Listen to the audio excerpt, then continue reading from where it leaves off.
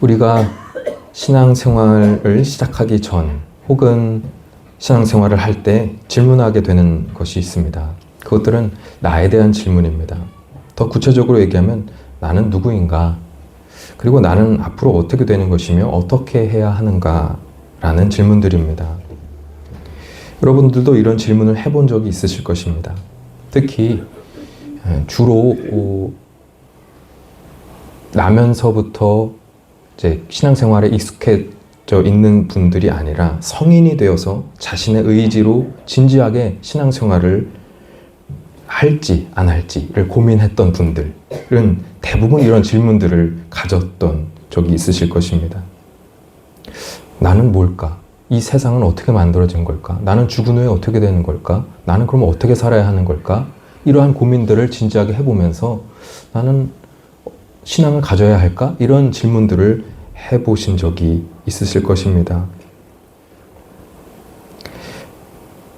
왜냐하면 우리가 신앙을 가지게 되는 큰 이유 중 하나는 진리에 대한 궁금증 때문인데 그 진리에 대한 궁금증은 항상 나에 대한 질문을 품고 있기 때문입니다. 이 나에 대한 질문을 가지는 것, 그리고 그 질문에 대한 답을 찾는 과정은 신앙생활에서 매우 중요합니다. 왜냐하면 교회는 바로 이런 질문에 성경적으로 답을 주는 것, 그리고 그에 대한 믿음과 확신을 갖게 도와주는 것을 매우 중요하게 여기기 때문입니다. 이는 성경도 마찬가지입니다. 성경은 우리에게 너는 무엇이다 라는 진리를 수많은 증언들을 통해 우리에게 말해주고 있습니다. 그렇게 나는 누구인가 라는 이 질문을 제대로 거치지 않은 신앙은 아직 성경이 우리에게 말하는 중요한 답을 마음에 담지 않은 것입니다. 그러므로 신앙생활을 하면서 이 질문을 자신에게 던지는 것은 매우 중요한 것입니다. 우리는 때때로 다시금 이 질문 앞에 서야 합니다. 그래야 성경에서 우리에게 그에 대해 무엇이라고 답하는지 관심 있게 보게 되고 또 성령님께서 우리에게 그 말씀을 통해 무엇이라고 말씀하시는지 민감하게 귀를 기울이게 되기 때문입니다. 사실 우리가 신앙 안에서 하게 되는 나는 누구인가 라는 이 질문은 문장 앞에 어떤 말이 생략된 말입니다. 그 생략된 말은 하나님 앞에서입니다.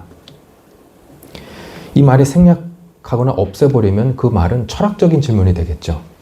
그러나 우리는 이 질문을 성경적으로 기독교 신앙 안에서 하고 그 답을 거기서 찾으려고 하는 것입니다. 그렇기 때문에 나는 누구인가 라는 말 앞에 우리는 하나님 앞에서 라는 말을 붙여서 질문하게 되는 것입니다. 하나님 앞에서 나는 누구인가 라는 이 질문은 우리가 하나님 앞에서 어떤 존재인지, 그래서 하나님 앞에서 어떤 마음과 믿음을 가지고 살아가야 하는지 답을 찾게 해줍니다. 이 하나님 앞에서라는 말이 중요한 이유는 하나님과의 관계를 나타내는 말만이 나의 진짜 모습, 내 본질적인 모습을 나타내는 말이기 때문입니다. 하나님과의 관계를 나타내는 말이 아닌 다른 말들은 다 조건적이고 비본질적인 정체성에 대한 것입니다. 내가 어느 나라 사람이라는 것, 내가 몇 살이라는 것, 내가 누구의 자녀라는 것, 어떤 학교를 나왔고 어떤 직장을 다니고 있고 얼마의 연봉을 받고 있다는 것, 심지어 어떤 교회에서 어떤 직분을 받았고 어떤 일들을 하고 있다는 것 등은 나를 나타내는 본질적인 것이 아닙니다. 그런 것들은 조건적인 것들입니다. 조건적인 것들은 변하는 것입니다. 내가 누구인지를 나타내는 것, 나의 본질을 나타내는 것은 이 땅에서 조건에 의해 변하지 않는 영원한 것입니다. 그것은 무엇입니까? 그것은 하나님 앞에서 내가 누구인지에 대한 것입니다. 왜냐하면 진짜 나의 모습을 나타내는 참말은 하나님 앞에서 내가 누구인지를 나타내는 말이기 때문입니다. 그렇다면 우리가 다음으로 질문해야 하는 것은 이것입니다. 나는 하나님 앞에서 누구인가? 바로 이 답이 오늘 말씀 선포의 내용입니다. 나는 하나님 앞에서 누구일까요? 오늘은 이에 대한 답을 누가복음 15장과 요한복음 3장을 통해서 두 가지 의미로 나누어서 선포하고자 합니다. 첫째로 성경은 나는 하나님 앞에서 누구인가 라는 질문에 대해 이렇게 말합니다. 너는 죄인이다. 내가 죄인이라는 말은 구체적으로 어떤 뜻입니까? 여러 의미가 있지만 그중 하나는 이것입니다. 그것은 내가 죄의 종이라는 뜻입니다. 여기서 말하는 죄인이란 세상이 일반적으로 말하는 죄인과는 다른 의미입니다. 세상에서 죄인이라는 말은 사회에서 정한 법률을 어긴 사람을 가리키는 말입니다. 세상이 말하는 죄인의 정의는 법이나 도덕률에 대해서 어떻게 행동하는가라는 행동의 결과에 초점이 맞춰져 있습니다. 그래서 세상에서는 그 사람의 행동이 법률을 어기는 결과를 가져왔느냐가 중요합니다. 어떤 행동이 어떤 결과를 불러왔느냐에 의해서 그것을 죄인지 아닌지 판단하고 그에 따라서 그 행동을 한 사람을 죄인인지 아닌지 판단하는 것입니다.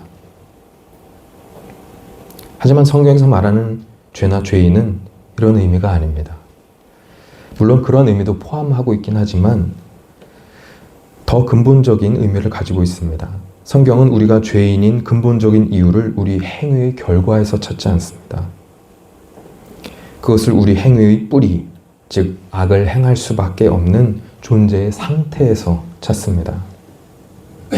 그래서 성경이나 신학에서 언급하는 이 죄인이란 말은 살면서 잘못한 나를 의미하는 것에서 그치는 것이 아닌 더 깊은 영적 의미를 가진 단어라고 할 수 있습니다. 죄인이라는 말은 우리가 무엇에 묶여 있는지, 그래서 무엇의 지배를 받고 있는지에 대해 알려주는 말입니다. 로마서 6장 16절은 우리가 무엇에 매여 있느냐에 따라서 누구의 종이 되는지 결정된다고 말하고 있습니다. 너희 자신을 종으로 내주어 누구에게 순종하든지 그 순종함을 받는 자의 종이 되는 줄을 너희가 알지 못하느냐. 혹은 죄의 종으로 사망에 이르고 혹은 순종의 종으로 의에 이르느니라. 죄의 종이라는 것은 죄에 끌려다니는 존재라는 뜻입니다. 왜냐하면 인간은 타락한 죄인의 습성이 있어서 그 습성에 굴복하는 존재이기 때문입니다. 구원받지 못한 인간은 자신이 스스로 주인이라고 생각하면서 자기 자신을 마음대로 할 수 있는 자유가 있다고 생각하지만 실상은 그렇지 않습니다. 인간은 자유롭지 않습니다. 인간은 죄에 묶여있는 존재입니다. 죄에 묶여있으면 계속해서 그 죄인의 인식과 죄인의 마음으로 악이 이끄는 대로 죄를 짓고 살아가게 됩니다. 성경은 구원받지 못한 인간이 이런 상태임을 가르치고 있습니다. 그리고 믿음의 사람들인 우리는 이 성경의 선포를 우리의 고백으로 믿고 받아들입니다. 이러한 믿음의 고백 안에서 죄인이란 끌려다니는 자입니다. 그래서 죄인은 그로부터의 구원이 필요한 자인 것입니다. 오늘 읽은 누가복음 15장에 나오는 예수님의 탕자의 비유는 바로 이러한 죄인의 모습의 일부를 보여줍니다. 우리가 다 잘 알다시피 예수님의 이 비유 속에서 둘째 아들은 교만하여 아버지의 유산을 미리 달라고 하여서 그것을 가지고 집을 떠나게 됩니다. 그리고 이웃 땅에서 그 받은 재산을 흥청망청 쓰면서 살아갑니다. 그러다 그 모든 재산을 탕진한 후에 짐승 같은 처지에 처한 자신에 대해서 한탄하면서 다시 고향에 있는 아버지에게 돌아갈 결심을 하게 됩니다. 그 아버지에게 품꾼 취급받을 각오를 하고 집으로 돌아가고 있을 때 아버지는 먼 발치에서 그 아들을 한눈에 알아보고는 버선발로 뛰어나가서 그를 따뜻하게 맞아줍니다. 그리고 그의 모든 과거의 행실을 용서하고 그것뿐만이 아니라 그에게 반지를 끼워주고 그를 짓누르고 있던 짐을 내려주고 아들의 지위를 회복시켜줍니다. 그리고 잔치를 열어서 그가 돌아온 것을 많은 사람들이 함께 기뻐하도록 만듭니다. 이것이 오늘 읽은 이 탕자의 비유의 내용입니다. 예수님은 당시 서기관들이나 바리새인들과 같은 종교적 기득권자들이 정죄하고 무시하던 죄인들, 이 죄인들을 이 비유 속의 둘째 아들로 비유하여서 말씀하셨습니다. 예수님은 너희가 그렇게 정죄하는 죄인들이 바로 하나님 아버지가 기다리시고 사랑으로 받아주시는 그분의 자녀들이다. 이것을 비유를 통해 가르쳐 주신 것입니다. 그리고 하나님이 이렇게 죄인을 받아주시는 자비로운 아버지 같은 분이다 라고 가르쳐 주셨습니다. 그렇다면 우리는 이 비유를 읽으며 이런 질문을 해볼 수 있습니다. 이 비유 속 둘째 아들이 예수님 당시 죄인으로 정죄당하던 종교적 약자들이었다면 오늘날에는 율법에 속하지 않은 우리가 있는 이 사회와 이 시대 속에서 이 둘째 아들을 어떤 사람들이라고 해석할 수 있을까요? 이 둘째 아들에 해당하는 사람이 누구라고 할 수 있을까요? 이 둘째 아들은 넓게 보면 아버지 하나님의 뜻을 모른 채 그 아버지의 다스림과 보살핌을 떠나서 자신의 이기심을 따라 살아가는 존재, 자신의 욕망에 끌려다니는 존재, 그래서 그 길에서 돌이켜서 다시 아버지의 집으로 돌아가야만 하는 인간 존재를 뜻합니다. 이 범주 안에 우리도 속하는 것이죠. 아버지의 집을 떠나 다른 것에 이끌려 살아가는 존재는 모두 구원과 회복이 필요한 죄인입니다. 그러한 구원과 회복이 필요한 존재는 누구입니까? 바로 우리 모두입니다. 그래서 우리는 구원이 필요한 둘째 아들들, 즉 죄인들인 것입니다. 앞서 말씀드렸듯이 구원받지 못한 인간은 자신이 스스로 주인이라고 생각하며 자기 자신을 마음대로 할 수 있는 자유를 가지고 있다고 생각합니다. 그래서 아버지 하나님의 집을 떠나 자유롭게 하고 싶은 대로 살아갈 수 있다고 생각합니다. 하지만 그것은 참 자유가 아닙니다. 그것은 하고 싶은 대로 살아가는 것이 아니라 욕망과 이기심에 이끌려서 그것에 묶여 살아가는 삶, 자아라는 우상에 묶여 살아가는 삶입니다. 이러한 삶은 참 행복의 삶이 아닙니다. 이는 점점 더 부자유한 삶으로 나아가서 결국 심판과 멸망에 이르게 하는 삶입니다. 예수님은 우리가 이러한 부자유한 삶에서 돌이켜 아버지의 집으로 돌아와야 한다고 가르치셨습니다. 이 예수님의 말씀은 믿음을 가지지 않은 비기독교인들을 향한 말씀임과 동시에 믿음을 가지고 살아가는 우리에게 주시는 말씀이기도 합니다.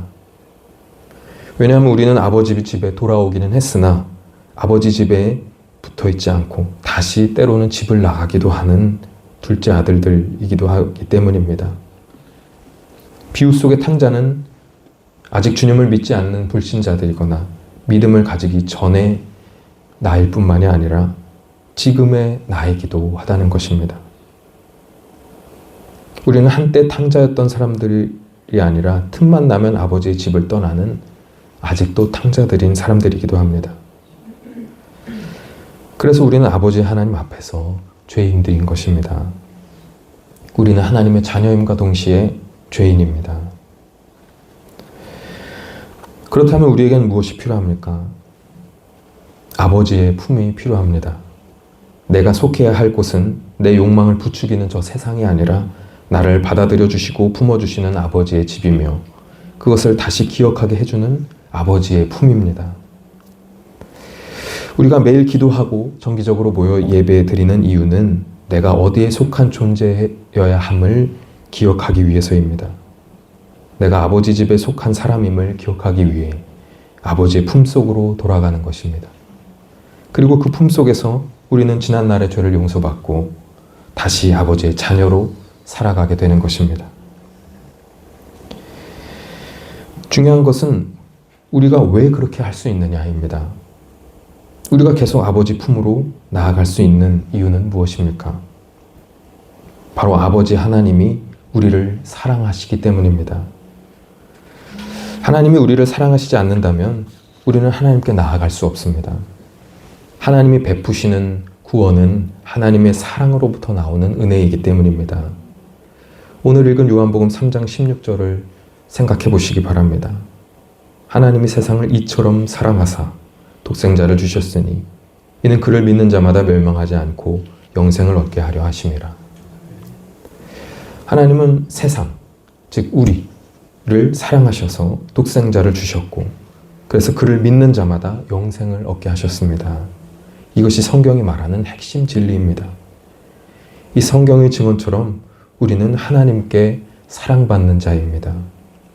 그래서 성경은 하나님 앞에서 나는 누구인가에 대한 두 번째 답으로 너는 사랑받는 자다라고 말합니다. 오늘 읽은 탕자의 비유에서도 이를 알려주고 있습니다. 앞서 말씀드렸듯이 예수님은 당시 서기관들이나 바리새인들과 같은 종교적 기득권자들이 정죄하고 무시하던 죄인들을 이 비유 속 둘째 아들로 비유하여서 말씀하셨습니다. 하나님은 이러한 죄인들을 기다리시고 사랑하시는 아버지와 같은 분이라는 것을 사람들에게 가르치신 것입니다. 예수님은 오늘날도 우리에게 가르치십니다. 네가 죄인이라 할지라도 아버지 하나님은 너를 버리지 않으신다. 아버지는 너를 기다리신다. 사랑과 용서의 마음으로 너를 기다리신다. 네가 아버지 품으로 돌아오기를. 예수님은 이 비유를 말씀하시면서 하나님이 이 비유 속 아버지와 같은 분임을 가르치셨습니다. 그렇게 이 말씀은 하나님은 우리가 아버지 집을 나갔던 죄인임에도 우리를 자녀로서 대우하시고 사랑해 주시는 분이심을 나타내는 말씀인 것입니다. 이는 우리를 향하신 하나님의 사랑이 세상의 사랑과는 다른 것임을 알려주는 말씀이기도 합니다. 우리가 물건을 샀을 때의 상황을 한번 가정해 보시기 바랍니다. 우리는 새 상품을 샀을 때, 중고가 아니라 새 상품을 샀을 때 그것에 뭔가 하자가 있으면 그것을 교환하거나 아예 반품을 시킵니다. 하자나 흠이 있으면 내가 가지고 있을 만한 가치 있는 것이라고 여기지 않고 과감히 그것을 우리 품에서 돌려보냅니다. 안타깝지만 세상이 우리를 대하는 방식도 마찬가지입니다. 세상은 우리에게 흠이나 부족함이 있을 때 그것을 그냥 품어주지 않습니다.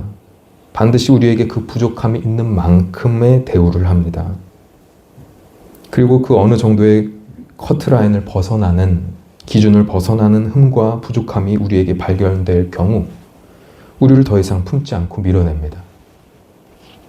세상은 흠이 없고 부족함이 없고 능력 좋은 사람을 데리고 있으려고 하지 부족한 사람을 곁에 데리고 있으려고 하지 않습니다. 하지만 하나님은 우리가 부족하고 흠이 있고 심지어 죄와 허물이 있다 하더라도 우리를 품어주십니다. 왜냐하면 우리를 사랑하시기 때문입니다. 하나님은 우리를 사랑하십니다. 우리에게 흠과 단점, 부족함이 있다고 하더라도 사랑하십니다. 우리가 죄인임에도 불구하고 사랑하십니다. 이 사랑의 하나님이 예수님이 우리에게 가르쳐 주신 하나님, 우리가 믿는 하나님입니다. 이 사랑의 하나님을 믿으시기 바랍니다. 그리고 나는 하나님 앞에서 사랑받는 자임을 믿으시기 바랍니다. 우리가 죄를 지었을 때 하나님 앞에 나아가기 어려운 이유는 우리가 죄를 지은 만큼 하나님이 나를 덜 사랑하실 것이라는 생각이 들어서이기도 합니다. 하지만 하나님은 그런 차등을 두시고 사랑하시는 분이 아닙니다. 우리가 믿음을 가지고 주님을 섬기는 한 우리는 계속해서 같은 하나님의 사랑을 받습니다. 그 사랑은 차별이 없습니다. 그 사랑은 가장 큰 사랑, 가장 고귀한 사랑입니다. 심지어 아들이신 예수님에 대한 사랑 이상의 사랑입니다. 하나님은 우리를 무엇보다도 사랑하셨기에 독생자 예수님을 십자가 위에서 희생시키셨습니다. 이는 우리를 향한 하나님의 사랑이 예수님에 대한 사랑 그 이상의 사랑이라는 것을 나타내 줍니다. 하나님은 우리를 독생자와 다른 사랑의 마음, 예수님에 대한 사랑보다는 좀 덜 그 사랑에 못 미치는 사랑, 낮은 차원의 사랑으로 우리를 사랑하셨다면 결코 예수님을 우리에게 보내주지 않으셨을 것입니다. 그러나 하나님은 우리를 구원하시기 위해 독생자 예수님을 이 땅에 보내셔서 십자가의 희생을 하게 하셨습니다. 그래서 그분을 믿으면 구원을 얻게 되는 길을 열어주셨습니다. 왜 그렇게 하셨습니까? 우리를 가장 사랑하시기 때문입니다. 독생자를 희생시켜서라도 우리를 구원하실 만큼 우리를 사랑하시기 때문입니다. 우리가 스스로 그만한 가치를 지녀서입니까? 우리가 예수님만큼 고결한 성품과 영성을 지녀서입니까? 우리가 예수님과 같이 뛰어난 업적을 남기거나 그럴 만한 능력을 가졌기 때문입니까? 그렇지 않습니다. 우리는 예수님에 비하면 한없이 나약하고 이기적인 죄인들입니다. 하나님의 사랑을 받을 만한 이유는 우리 자신들에게는 없습니다. 단지 우리가 하나님의 자녀이기 때문에, 하나님이 우리를 자녀 삼아 주셨기 때문에 그 하나님의 사랑을 받는 것일 뿐입니다. 하나님의 사랑의 신비가 여기에 있습니다. 우리가 죄인임에도 불구하고 하나님은 우리를 예수님만큼, 아니 그 이상으로 우리를 사랑하십니다.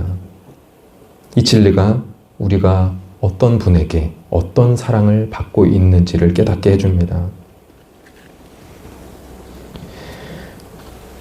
우리가 하나님 앞에서 죄인이라는 것, 그리고 사랑받는 자라는 말씀은 우리가 하나님 앞에서 가져야 할 마음이 어떤 것인지를 깨닫게 해줍니다.